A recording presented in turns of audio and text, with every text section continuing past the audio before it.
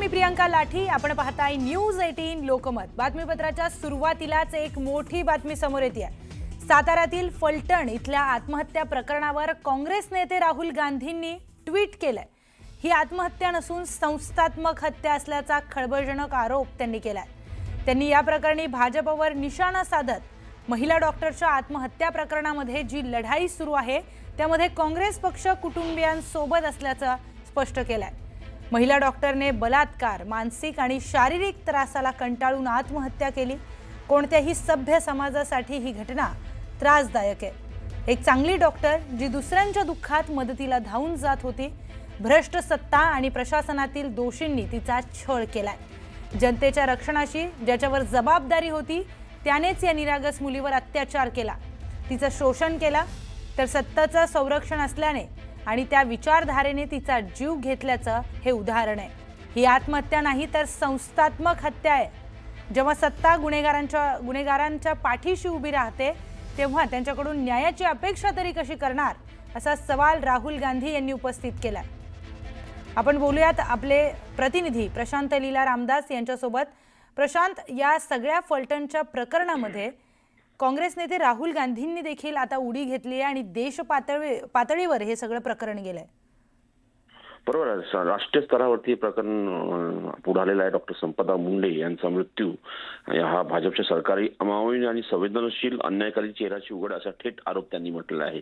ज्या पद्धतीने घटना घडलेली आहे, एका बुद्धिमान संवेदनशील डॉक्टर मुलीला भ्रष्ट सत्तेच्या आणि तिला संरक्षण देणाऱ्या गुन्हेगाराच्या अत्याचारात ती बळी पडली असं देखील त्यांनी स्पष्ट म्हटलंय. त्या या संदर्भात त्यांनी राहुल गांधींनी ज्या पद्धतीने सामाजिक माध्यमांवरती ट्विट करून त्यांनी म्हटलं की बलात्कार शोषण अहवालानुसार भाजपच्या राज्यांमध्ये अशा प्रकारच्या घटना खूप होतो आणि त्यावरून त्यांनी तेही म्हटलंय की आम्ही या न्यायाच्या लढाईत पीडित परिवारासोबत आहोत आणि सोबत त्यांनी असं म्हटलं की भारताची प्रत्येक मुलींसाठी भीती नाही, न्याय हवा आहे असं त्यांनी म्हटलं. आणि थेट एक मोठा आरोप करला की तिची ती आत्महत्या नाही, ही संस्थात्मक हत्या आहे.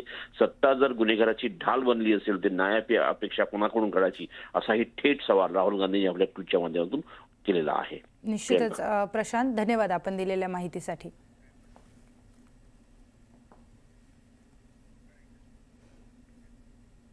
तर फलटण उपजिल्हा रुग्णालयातील महिला डॉक्टरवर अत्याचाराचा आरोप असलेला पोलीस उपनिरीक्षक गोपाल बदने स्वतःहून रिक्षाने येऊन फलटण शहर पोलीस ठाण्यामध्ये हजर झाला. फलटण इथे महिला डॉक्टरनं हॉटेलमध्ये गळफास घेऊन आत्महत्या केली होती. या प्रकरणानंतर संपूर्ण राज्यात प्रचंड खळबळ उडाली. आरोपी PSI बदने हा या घटनेनंतर फलटणमधून पसार झाला होता. त्याच्या शोधासाठी फलटण पोलीस आणि सातारा स्थानिक गुन्हे शाखेचे 2 पथक हे बीड, पुणे, पंढरपूर इत्यादी ठिकाणी रवाना झाली होती. बदनेला 2 दिवस कोणी मदत केली याची सगळी माहिती पोलीस त्याच्याकडून घेत आहेत.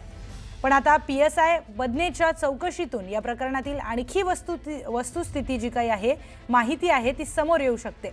मुख्यमंत्री देवेंद्र फडणवीस हे आज फलटण इथे विविध विकास कामांच्या उद्घाटनाच्या निमित्ताने आलेले आहेत. तर त्यामुळे पोलिसांवर प्रचंड दबाव आणि तणाव होता. पोलीस ठाण्यामध्ये हजर झाल्याने पोलिसांनी देखील आता सुटकेचा निश्वास सोडलाय.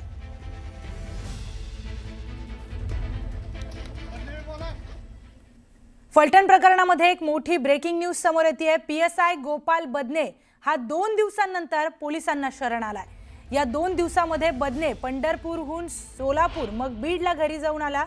बदने सोलापूरच्या काही पोलिसांच्या देखील सोशल मीडियावरून संपर्कात होता अशी माहिती समोर आली आहे. पोलिसांनी बदने कुटुंबियांना तो हजर न झाल्यास त्याला नोकरीवरून बडतर्फ करणार असल्याची कल्पना दिली. यानंतर PSI बदने एका स्थानिक पत्रकाराला कळवून फलटण ग्रामीण पोलीस ठाण्यामध्ये हजर झाला. PSI बदनेने आपण अत्याचार केला नसल्याचा चौकशीमध्ये दावा केलाय.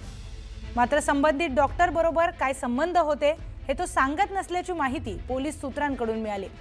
आज रविवारी न्यायालयाला सुट्टी असल्याने सुट्टीच्या दिवशी कोर्टामध्ये त्याला हजर केलं जाणार आहे. मुख्यमंत्र्यांचा कार्यक्रम संपल्यावर PSI बदनेला न्यायालयामध्ये हजर केलं जाईल.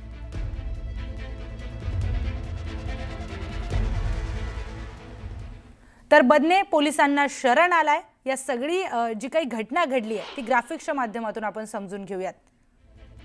बदने 2 दिवसामध्ये पंढरपूरवरून सोलापूरला गेला आणि त्यानंतर तो बीडला गेला. तर सोलापूरच्या काही पोलिसांच्या तो सोशल मीडियाच्या माध्यमातून संपर्कात होता. हजर न झाल्यास बडतर्फ होण्याच्या इशाऱ्यानंतर बदने हा स्वतःहून फलटणला येऊन हजर झालाय. त्याने अत्याचार केला नाही असा दावा त्यांनी स्वतःहून केला अशी माहिती सूत्रांकडून मिळते. तर संबंधित डॉक्टर बरोबर काय संबंध होते हे सांगण्यास तो नकार देतोय अशी देखील माहिती सूत्रांकडून मिळाली.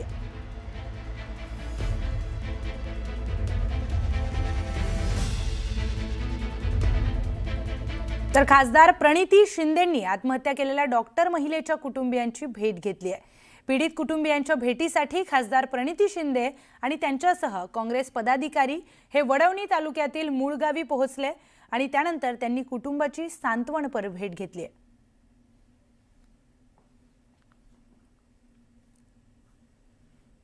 ह्या राज्याचे गृहमंत्री अथवा मुख्यमंत्री वारंवार तिन्ही तक्रार करून सुद्धा महिलांना संरक्षण देण्यापेक्षा महिला खासदारांवर खालच्या पातळीला जाऊन टीका करण्यातच वेळ वाया घालवतात. पण जेव्हा महिलांना संरक्षण देण्याची वेळ येते तेव्हा मात्र मुख्यमंत्री आणि गृहमंत्री हे हात वर करतात, ज्याच्यामुळे त्यांनी महाराष्ट्राच्या संस्कृतीची पातळी एकदम खालच्या लेवलला आणली आहे. आणि मला असं वाटतं मुख्यमंत्र्यांनी गृहमंत्र्यांनी राजीनामा देणं गरजेचं आहे. तर आत्महत्या केलेल्या महिला डॉक्टर यांच्या कुटुंबियांना खासदार सुप्रिया सुळे यांनी फोनद्वारे संवाद साधलाय. खचून जाऊ नका, मी तुमच्या सोबत आहे. निपक्षपातीपणे चौकशी करण्यासाठी मी स्वतः मुख्यमंत्र्यांना भेटेल असं आश्वासन खासदार सुप्रिया सुळेंनी कुटुंबियांना दिलं. तपास करत असताना स्थानिक पोलीस हस्तक्षेप करत आहेत. तपास SIT कडे देण्यात यावा अशी मागणी देखील कुटुंबियांनी सुप्रिया सुळेंकडे केली आहे.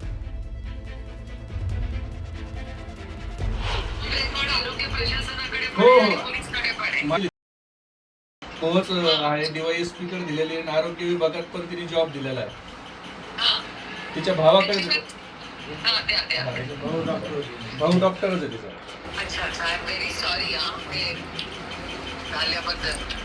अन्याय तर खूप झाला आहे ताई, पण यामध्ये खूप म्हणजे पोलीस प्रशासन आणि हॉस्पिटल यामधील सर्व कर्मचारी यामध्ये इन्व्हॉल्व आहेत. हा प्रवृत्त केलंय की इतक्या लेवलला जाऊन तिला टॉर्चर केले, मेंटली हॅरॅस केलंय की तिच्याकडे हा एकमेव ऑप्शन तिने ठेवलाय. त्यामुळे ही फक्त आत्महत्या नसून हत्या आहे. तिला यामध्ये खूप प्रवृत्त केलं आणि यामध्ये सर्व काही पोलीस कर्मचारी इन्व्हॉल्व आहेत. की तुम्ही जी तक्रार दिल्यानंतर यामध्ये तीन पोलीस अधिकाऱ्यांची नावं मेन्शन केली होती. तर त्या पोलीस अधिकाऱ्यांवर काहीच कार्यवाही, हिच्यावर आरोप केले की ही फिटनेस सर्टिफिकेट वगैरे इश्यू करत नाही. तर त्यासाठी तिच्यावर चौकशी बसली की तेव्हा जुलैमध्ये तिने खुलासा दिला. त्यामध्ये तिने सरळ मेन्शन केलं होतं की मला ही सगळे फिटनेस सर्टिफिकेट वगैरे खोटे इश्यू करण्यासाठी केलं जाते. हो हो हो हो तर त्यामध्ये हो दाखवले त्यांना. हो ताई, यामध्ये फक्त आमची एकच मागणी आहे की इथे सगळे काही जे इन्व्हॉल्व झालेले लोक आहेत ते फक्त फलटण पोलीस ठाण्याचेच आहेत आणि आरोपी पण तिथलाच आहे. तर या सगळ्यांचा एकमेकांना बचाव करण्यासाठीच कार्य सुरू आहे. यामध्ये तपास एकदम निष्पक्षपातीपणाने होणार नाही. तर यामुळे फक्त आमची एकच मागणी आहे की यासाठी SIT बसलीच पाहिजे आणि त्याची